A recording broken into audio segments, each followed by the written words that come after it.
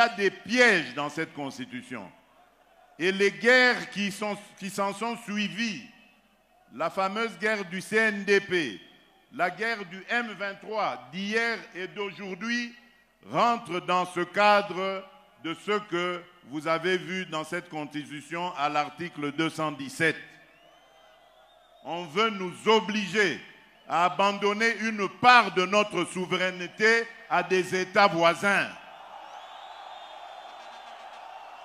Et on nous dit que nous n'avons pas le droit de revoir ça. Qui est celui-là qui va m'interdire, moi, le garant de la nation, à ne pas faire ça? Avril 2025. Il est presque 1h30. Déjà RO Naponi. Bino. Ceci va permettre à Canada, États-Unis, disons l'Amérique latine, je pense à Bazatongo, Kakoki Kurandabi sont en direct. Message Oyo. La première point d'ango, nous allons relever là-dessus la prise de conscience. La prise de conscience des Congolais.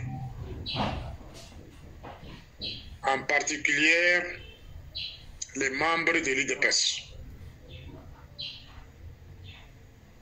La décision qui est à l'élo, n'a pas prise de conscience. Les Congolais, nous sommes presque distraits. Ce qu'on a le Bongo, c'est par rapport à l'expérience du passé.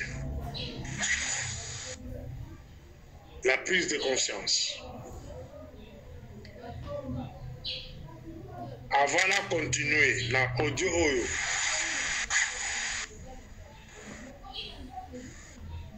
Nazali Kopesa mise en garde.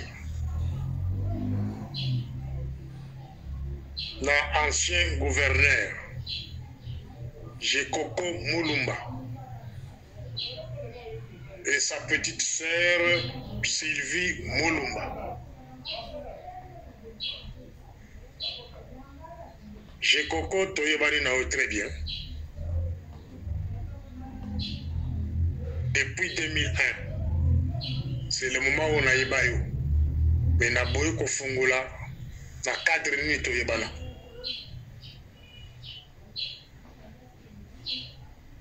Ceux qui ozali koyeba rôle oza ko jouer les lotés, yo na leki na yo. Yeba ke rôle obo ko jouer sikoyo. Ça va vous coûter trop cher. La débit à audio dans le bilan ma prise en charge et prise de conscience du peuple congolais. Peuple congolais sont bomoni autorité nyon sur la mikolo oyo a sali sex tap. Engager une distraction sur les réseaux sociaux. C'est les partisans de Kagame. Sont des partisans du Rwandais. Bazali ko préparer prise à la ville de Kinshasa. Je comprends, vous avez eu la chance de devenir vice-gouverneur de la ville de Kinshasa. Vous êtes qualifié un homme d'État. Mais quand un homme d'État se lance dans une distraction organisée dans le but de distraire le peuple quinois pour y permettre que le Bangoura Bakota. Ça, je laisse cette tâche aux autorités de la sécurité. Tozali Yokaba audio, il y a salité lancé sur les réseaux sociaux. Et audio en question, c'est la première dame est impliquée là aussi. Là-dedans. Sylvie Moulumba, la sœur biologique de Jikoko Moulumba, Bangunde Bazali, ça la distraction. Bazali ko boire Kababilo qu'on a sur les réseaux sociaux, juste pour dire les kilos. Bon, ça, attention. Là, il y a un objectif, il y a des années. Parce que Nangonga, vous allez traverser. Nangonga, au Congo, ils allaient envoyer Bakabula Yango. Il y a des manœuvres qui sont organisées par même les gens qui nous dirigent. Parce qu'ils ont organisé la manœuvre. Mais vous allez côté la bino. Vous vous souvenez là, audio moko circula qui période moko la komo ya Maman Marthe. Na loba batebele ba munanga muto babe. Surtout bandeko na Katanga. Les Rwandais sont très malins, sont très intelligents par rapport aux Congolais. Bazan avance, il y a pas événement. Bamonaka quelque chose à 10 ans, 20 ans, les bosso. Mais Congolais, ces gens pour nous diviser, ça je suis en train de vous parler de leur stratégie. Pour diviser les Congolais entre les Quinois et les Swahiliphones, entre les Baluba et les Swahiliphones, Basali Nini. Babimisi audio au nom de Maman Marthe. Et mon regret, ils allaient que non, audio les Bima, Maman Marthe a créé salle de bandité, maison civile salle de bandité. Mais l'objectif, il y a audio à les Akenini, c'est le retour de Kabila aujourd'hui. Ils allaient qui d'abord, il y a comme bébé Samitema, il y a Oba Bengi les Swahiliphones, bateau Nyons Bavandi dans la province, Oba Lubaka Swahili. Des objectifs audio na boyo kaka balobi ki Maman Marthe alobi mwana na yake donc bomba Swahiliphone na répéta ka iloko mikolo nyonso c'est pour permettre les inconscients bon bando koyoka siko pourquoi basalaka audio wana. C'est là où je suspecte même bato bazo ko diriger biso la makambo audio wana na kotika makambo audio wana te parce que objectif audio les ala kinini. Il y a pour permettre les Baswahiliphones, soi-disant, Baïna, les Lubaphones et les Lingalaphones. Nanga Kozogoma, à Kozobokavu, Babeti Maboko. Bon, mon équipe Babetaki Maboko. Mais fin de compte, Bavanda Nye, Bangonyos. Pourquoi Nanga Nabarwande, Babouma, Bangon la façon à Élise se quitter. Banyafula, Bangon la façon dont on s'arrête. Pas violer bango, pas kimisi bango. C'est qu'on a tout la bango question. Est-ce que Bomuna Baluba Fon, nous avons la Katina Balingala Fon, Bayako Bobabino, la Goma na Bukavu, Bavandanier. Mon peuple périt par manque de connaissances. Bazali ne qu'on manipuler Bino. Audio à la Maman Marthe, c'était une manipulation. C'était une manipulation. Et deuxième objectif, il y a Audio Wana. C'est préparer les retours de Kabila. Et une fois Kabila sont dans la province orientale, tous les Swahiliphones, mais vous allez comprendre, retour de Kabila dans la province orientale, dans l'Est Congo, c'est l'implantation, c'est la confirmation de Tuti Ima. Empire Tuti Ima. C'est-à-dire qu'on est dans la division. Donc, dans une province, les Tutsis vont entrer dans toutes ces provinces-là pour vous massacrer, vous exterminer de la manière où Nanga Saraki et Nanga Kotaki na Goma na Bukavu. Pour exterminer Bino autonome de la province. Des beaucoup de la monokomboka des Swahiliphones. Là, on ça la audio pour nous se percevoir. Là, on ça la pour nous choquer. Surtout ceux qui battent mitou na bango la camara mouté, bongo mouké, pour ça l'effort pour améliorer l'intelligence de la bino. Quelqu'un qui vient avec un langage de vous dire que non, voilà, les loubaphones, les lingalaphones, c'est un Rwandais. Mobutu a dit que la unité nationale. Et unité nationale, là, ezali bafoué par qui? Par nous, les Congolais de père et mère. Unité nationale. Au Koulanda, on dit au Koulanda. Et il a développé un bien sur les stratégies rwandaises. Comment va parvenir comme unité nationale à travers l'IDPS et son chef? Yango va manipuler bateau facilement.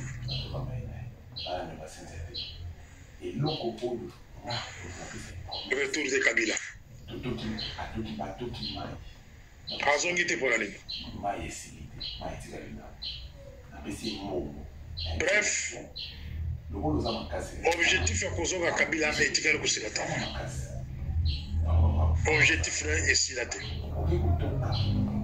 Vous allez coller le discours, il y a camarade de Félix dans l'espace Katanga. Et le retour causé là. Nous allons examiner son discours par rapport à l'événement en cours.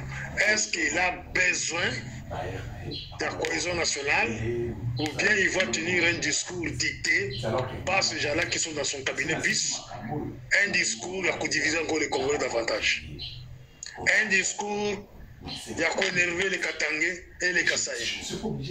C'est ça ce que moi j'attends cette nuit.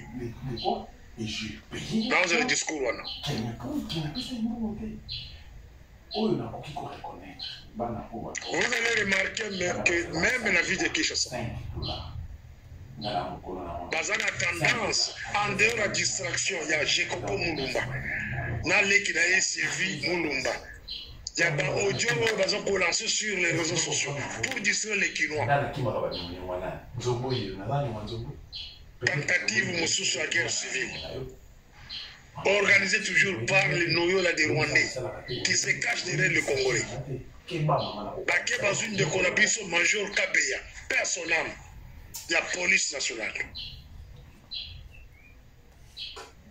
Bazuye Bakeba Boumi. Objectif, c'est créer le mécontentement des Wewa, les Kasaïs qui sont dans la ville de Kinshasa, contre les Bakongo. À l'entrée de Félix au pouvoir, Bakanga Bajimo Mibale, les musiciens, Baki Baboum Bamona, sont les Bakongo. Objectif est qu'il pas soulever une guerre civile entre les Bakongo et les Balouba. Mais chers Rwandais, Bomiko Sate, les Bakongo sont nos propres oncles. Nous avons des liens avec les Bakongo. Voilà l'histoire à Moka. Bon, vous tirez diviser les sautés. Bon, les deux jumeaux à l'époque, avec l'espoir que non, Toko se soulevait. Toko se soulevait. C'est quoi, Boboumi, un major Kabeya, en pleine ville de Kinshasa, avec l'espoir que non, Balouba, Bakote, les Maléwe, Bakote, Basala Boubou, dans la ville de Kinshasa, pour que vous permettre, Banyanga la carte bino, Bakote, la sina promettre bino. Bokotika la jamais cause sous Kinshasa. En otage, ou bien la province en otage. Tokolia bino, Tokonyaka bino, Tokotumba bino. Ça, je vous promets. Nous allons déclencher une guerre civile contre les Rwandais. Au bazar à Kataville, de Kinshasa, Kassa et partout. Ce n'est pas que les Congolais vont s'entretuer, non. Essayez seulement d'entrer dans la vie de Kinshasa. Nous, on n'a pas besoin de vous. Vous avez la libération, vous avez la terre, vous avez des provinces, vous exterminez tous les Congolais qui étaient là-bas. Des provinces seulement. Vous voulez faire un retour, vous Kabila. Dans quel but? C'est couper le Congo en deux morceaux. C'est déjà connu. Kabila ne vient pas pour libérer le Congolais. N'osez pas. Tous allez la bino. Vos stratégies sont connues.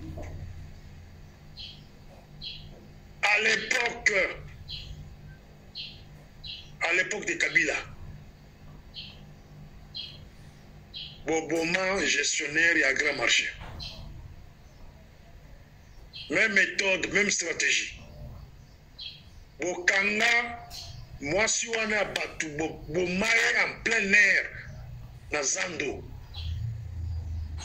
Objectif est venu de soulever Batou. Mais Dieu merci, Esprit de Dieu était parmi les kilos, parce que soulever Vakate, pillage et Salamakate, et le Kobo Salamakate. Même méthode, ils ont dit qu'on continue. Bokangi Major Kabeya Bomi, avec l'espoir que le soulèvement est salé. Et qu'on s'y batte. Il y a un sengi. Na service à sécurité, vous veillez sur les gens au Bazali pour engager distraction dans les réseaux sociaux. Entre autres, mon toloko Jekoko Mulumba, sa sœur Sylvie, il faut l'interpeller. Sylvie, même si elle est proche à Madame Nyakero, elle n'est pas au-dessus de la loi, vous interpeller mon soin. Oh, mon sous la poto, c'est un peu difficile à collander les bilans la bango. Mais bateau, parce qu'on lance les bilans sur les réseaux sociaux, c'est pour distraire l'opinion nationale. Et cette distraction sur les réseaux sociaux, en même temps, il y a des choses, ils ont se préparer. Bakangi Major Kabeya Babomi, avec l'espoir que non, les Wewa et d'autres Balouba dans la vie de Kinshasa, Bakotomoka contre le Congo. Donc ils veulent opposer les deux peuples, frères.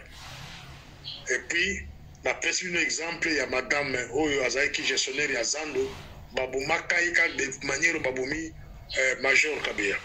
Tout ça, c'est dans les préparatifs, il y a qu'à créer piscose, qu'à créer trouble dans la vie de Kinshasa et permettre Bangouna au Bazazinga Zingabakota. Ça, c'était au premier audio. Au deuxième audio, il y a toujours Kota. Un peu dans les détails, là, il faut tout solo là. Parce que mes frères de l'île de presse, parfois,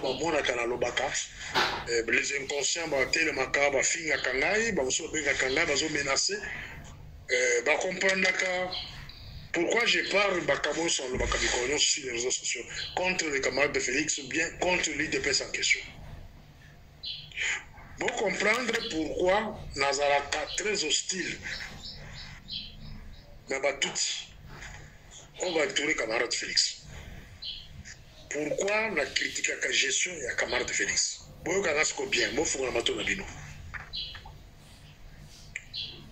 Les Tutsis, Bazouaka, président Etienne Tshisekedi en otage. Vous comprenez bien? Ça, je parle souvent aux brouettes. Parce que ma brouette, c'est un langage à boiter. Quand je dis que Bazouaka est en otage, je vais montrer que c'est un blasphème. Mais je vais vous donner des preuves. Prendre une autorité en charge, cela veut dire le surveiller, le contrôler.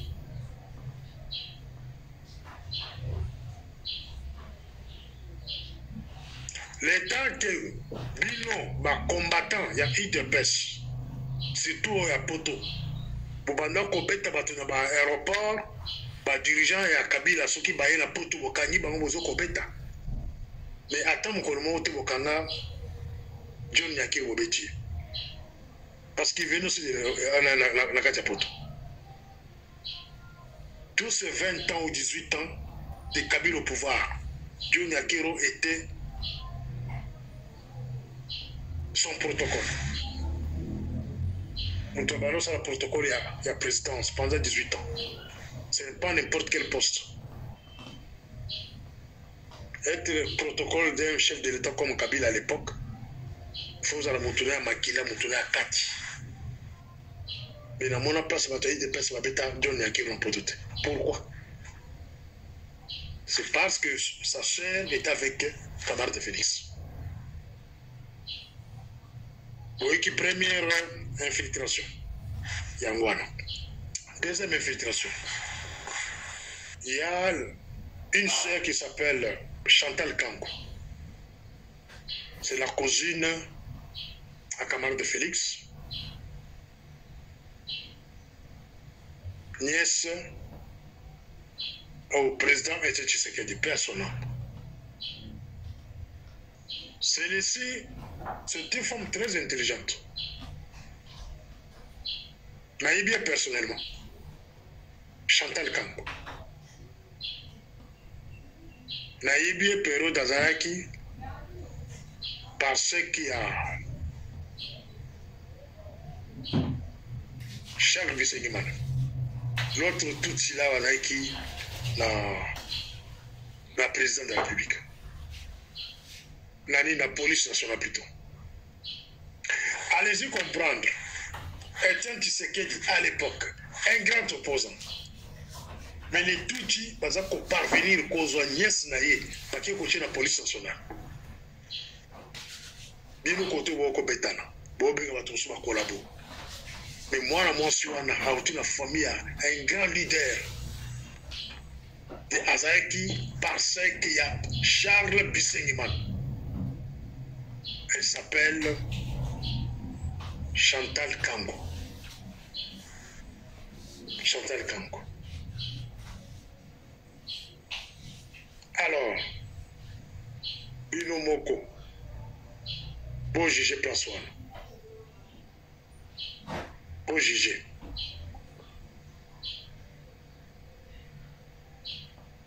Chantal Kanko, Azali marié à Guizaro. Alexis Guizaro. Et l'autre tout. Papa Guizaro, de Moutokira Minembo. Pour vous montrer que les Congolais, plus de conscience, on a lobé la première audio, il faut les la maintenir. Dans un contexte de solo, pour ça, la plus de conscience, pour comprendre comment ces gens, Bakota, Bisoti, Rakata Bilamba, les autres, ça, le moyen pour bouger. Guizaro va marier maintenant la femme ici qui s'appelle Chantal Kanko, la nièce d'Etienne Tshisekedi, cousine de la camarade de Félix, président de la République. Sima ya Guizaro.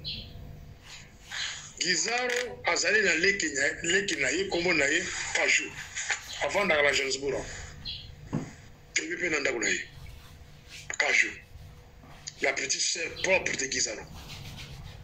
Nde oyo abali Bizimakara. Pour comprendre pourquoi Bizimakara il a droit au chapitre. Il a droit au dossier de la République. Il est recruté comme soi-disant consultant. À l'époque, il était logé à l'hôtel Rotana. Je ne sais pas ce que c'est qui m'y est. Et tout dénoncer, va changer de stratégie. Il était logé à l'hôtel Rotana, on confute suite à $500 par jour dans le compte à l'État. Et si tu as un dossier, il y a ANR, il y a DEMIAP, migration, police, ils ont qui dans l'hôtel.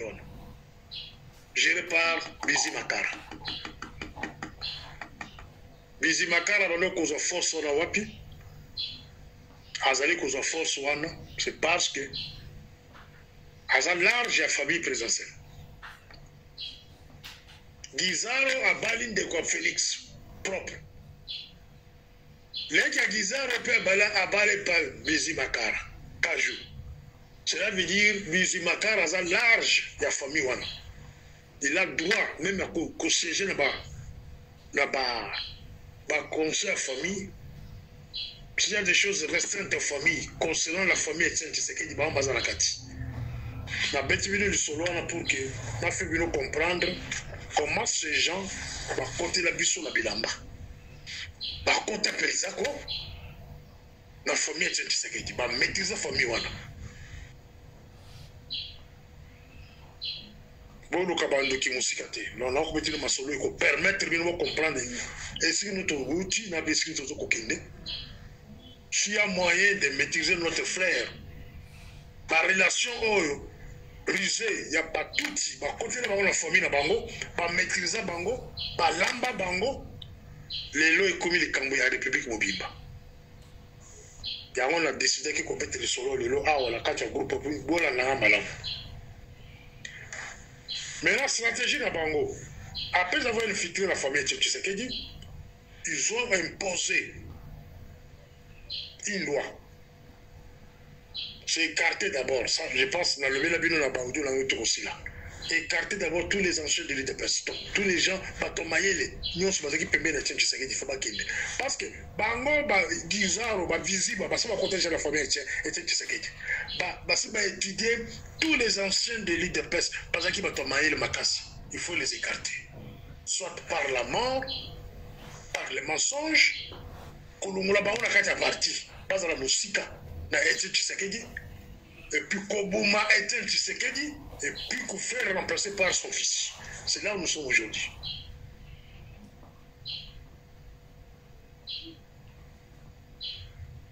Troisième point. Après avoir écarté les anciens de l'IDPS, les sages de l'IDPS, ils ont commencé par tuer maintenant les sages du pays. Bon, remarquez avant que Félix soit au pouvoir, ou bien après qu'on soit au pouvoir, passage à pays mingi balandana, na même moment, même période, moi je suis accueilli, Tshisekedi accueilli, le père, les Tshisekedi le père accueilli, papa Soki à Rosaline Bombo, maître Mukendi accueilli, Monseigneur Boulumba accueilli, Kumakumanza accueilli, Kitenge Yesu accueilli, Monseigneur Mosengo accueilli. La liste est très longue. Cela veut dire, Nangonga Kakamuke, même période, ils ont dans 50 ans, 3 ans dedans, bout de 2 ans, passage à pays, Bazokinde Moko. C'est là où j'interpelle les services de sécurité. Ils devraient maintenant compter les Merkotala. Comment Batozo Koko Faboui? Non seulement pour passage à pays, va même à l'autorité Moussousso Bassal la sécurité. Basali Koboma Bako. Mes chers amis, la prise de conscience. Bozongi sa makalisa bilosima. Botika la distraction, chers amis. Botika distraction. Bolanda makamona koloba na bino moko bote la stratégie bato oyo ndenge bakote na famille avec Tshisekedi ba kike Tshisekedi c'est le symbole il y a unité Tshisekedi c'est le symbole c'est l'espoir du peuple congolais bakote la yé na pesi un exemple moto liboso John Nyakiro qui est au protocole de Kabila pendant 20 ans. Mais sa sœur mariée à l'enfant d'Étienne Tshisekedi. Allez-y comprendre. Elle avait toutes les informations auprès du président Tshisekedi à l'époque. Sa nièce, mariée par un Guizaro, un touti. Donc tout ce qui s'est passé dans la maison d'Étienne Tshisekedi, Isaki Kouiba. Bizi Makara. Les stratèges, Bakolo Aftel, Azali na kati ya famille et Tshisekedi. Mes chers amis, parce que la zone va avoir une prise de conscience. La vendila pour la prise de conscience. Ana eko finga batote, na eko ça la prise de conscience. Et ça va aider même les camarades de Félix, ceux qui ont connu par audio ou bien famille naïe. On comprendre que nous sommes côté là bango. Ces gens-là, ils ont utilisé la ruse, il y a côté là bango, qu'on manipuler bango dans la famille, qu'on diviser bango la famille. Parce que pas diviser bango, hein, n'est pas ça. Aujourd'hui, tous les membres de notre famille était Tshisekedi. Ils ne peuvent pas dénoncer ce que moi je parle. Parce que la question de dollars, mine, ceux qui ont méqui. qu'on change face babomio. Tata Bansi Chikazaoch. C'est parmi Babama ou Tuano Kosolo la Bango.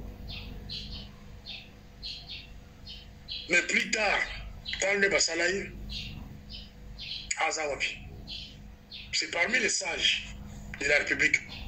Azan Ali Sabatouana.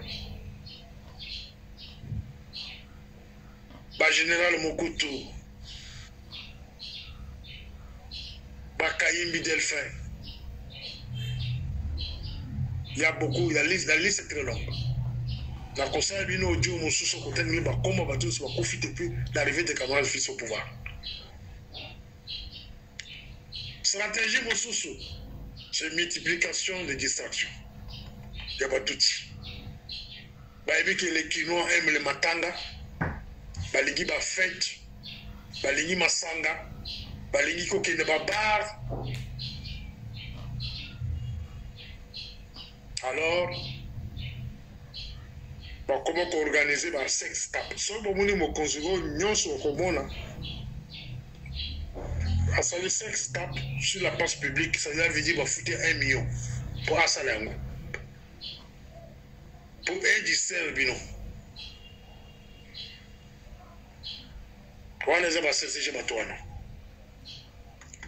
Alors, pour terminer, la saignée d'un peuple congolais sur l'étendue de la République. Renforcer la mobilisation. Renforcer la mobilisation. C'est la seule voie pour sauver le Congo. Tout ce que les Wazalendo vont sur le terrain, les Ali Malam à niveau Songolo, la bateau Songolo. Mais quant à moi, Morning Star, seule armée efficace, Oyo et Kofer, reculer même des grandes puissances, il y a monde Oyo. C'est votre mobilisation.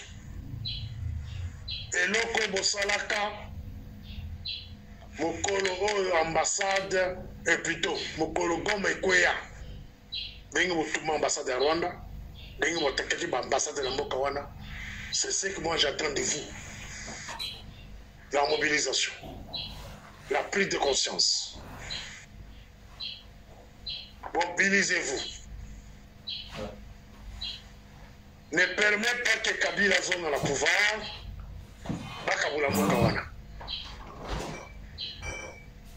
Ne permettez pas ça. Kabila avait beaucoup de moyens possibles. La carte à Kinshasa wana ko jouer rôle Moussous.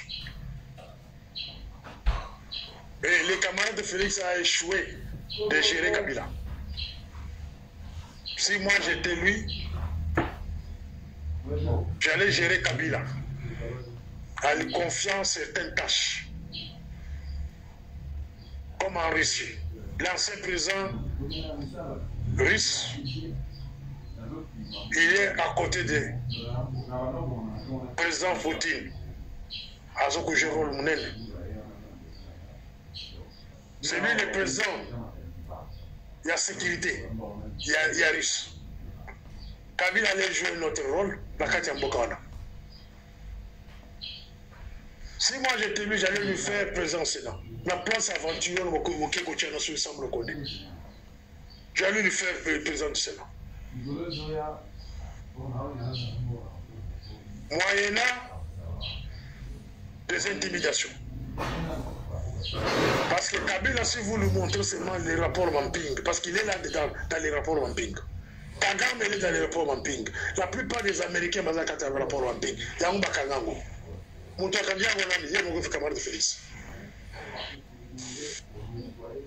La façon de gérer Kabila, c'était de lui montrer les rapports Mamping. Si vous osez, je vais vous livrer à la CPI. Acceptez d'être président du Sénat. C'est comme ça qu'on gère quelqu'un. Et vous lui demandez de prendre tous ces lieutenants-là, qu'on soit en gestion pays. C'est comme ça qu'on gère quelqu'un.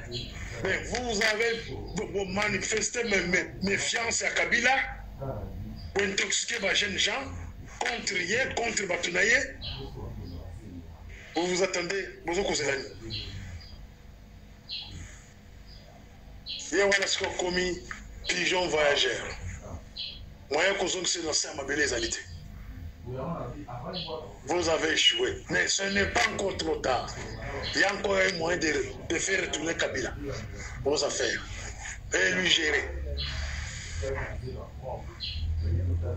Je refuse la partition du Congo. Ceux qui viennent nous causer la guerre, la guerre là, ce n'est pas dans notre avantage. La guerre là, c'est pour partager le Congo. Une partie, grande partie qui n'a pas tout inérotique. Et puis, à côté de la biso, partie à moquer, sans richesse, et pour souffrir ma casse. Dès le moment où ça le biso, il y a un sengi la mobilisation générale. Préparez-vous. Mobilisez-vous. Parce qu'il y aura un mot d'ordre qu'on va vous donner. En dehors de la mobilisation générale, il y aura un mot d'ordre qu'on va vous donner. Vous listez déjà les intérêts. Il y a pas tout qui va soutenir Rwanda, na Ouganda. Vous savez là, tu la liste. Il n'y a pas intérêt à dans le Congo. Sur l'étendue du Congo. Et le moment viendra où on va attaquer ces intérêts-là. Le moment viendra où Tokotika Rwandais attend mon côté dans la Congo. Attends mon côté. Toujours c'est la caca ville on se secoue. Ceux qui veulent que ville sont les Rwandais mon côté d'armée congolaise à partir de Kinshasa. Comme on a été. N'a pas complice la bango parce que complice vient de Congo. Ceux qui ville mon secoue. Rwandais mon côté la Kasai Tomoto Kaité. Rwandais mon côté, la Katanga, la Bakongo, la Bandundu, la Kindu. Opération 0 Rwanda au Congo. Laurent Désiré Kabila Sanga en 1998. C'est la seule fois où il faut faire sortir le Congo, la Katiabouzo Baouyo. Si vous osez de le faire, la grande puissance va demander de bonnes négociations. Les négociations d'aventure que ça va Qatar. Qatar, c'est Kagame.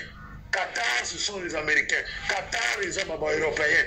Qatar, c'est le centre de mafia. Tout ce qu'on voit au Congo là-bas, on envoie ça au Qatar. Il n'y a rien de spécial au Qatar, pas intérêt à Congolais. Seulement,